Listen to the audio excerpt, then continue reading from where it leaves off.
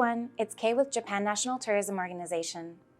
In this video series, I'd like to share some useful tips for traveling to Japan and some of my best travel practices.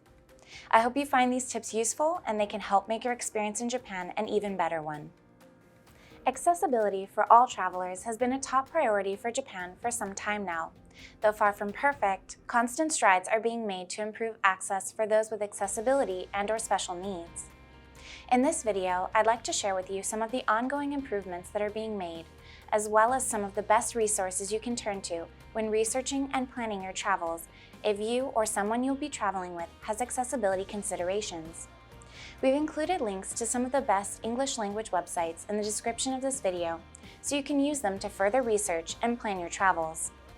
For those traveling that require a wheelchair, there are an increasing number of resources in Japan that can assist with accessibility information and accommodations. While most travelers bring their own equipment, there are also options to rent wheelchairs and lightweight mobility scooters in Japan.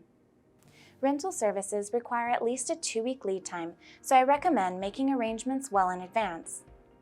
For personal as opposed to rented mobility scooters, we recommend referring to the specific transportation sites for allowed size specifications, as the size of mobility scooters varies greatly by manufacturer, and maneuverability when boarding trains, etc. can be a concern.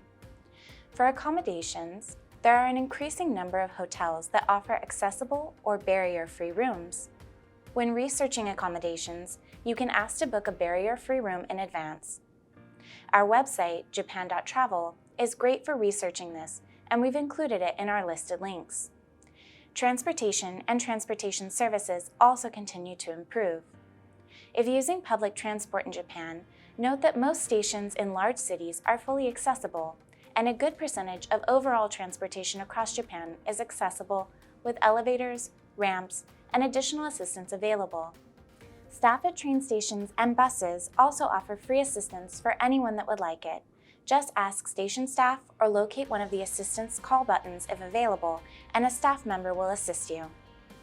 Accessible Japan has more information on these specific services and public transportation accessibility. The akomo-rakuraku.jp site is also a great resource. It shows the degree of accessibility of different stations and places in Japan, including accessibility information on venues, flights, roads, and more. You can find that link in the description of this video as well. Accessible restrooms can be found everywhere from train stations to amusement parks and museums, public buildings, department stores, parks, and even on bullet trains. Unlike in many Western countries, these restrooms are not merely single stalls found in the back of men and women's restrooms, but instead are standalone rooms with a variety of amenities that allow for plenty of additional room for caregivers to accompany. For the visually impaired, there are also braille blocks on most sidewalks and in public buildings. Blocks with dots mean stop, and lines mean go, for universal understanding regardless of language.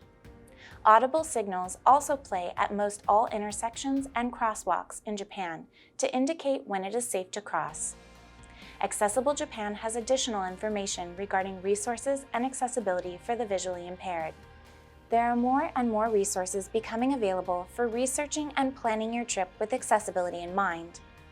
As I mentioned before, we have included a number of links to English language websites on accessibility so you can get more details to help in planning your Japan trip. Safe travels, everyone, and be sure to hit like and subscribe for more helpful Japan travel tips.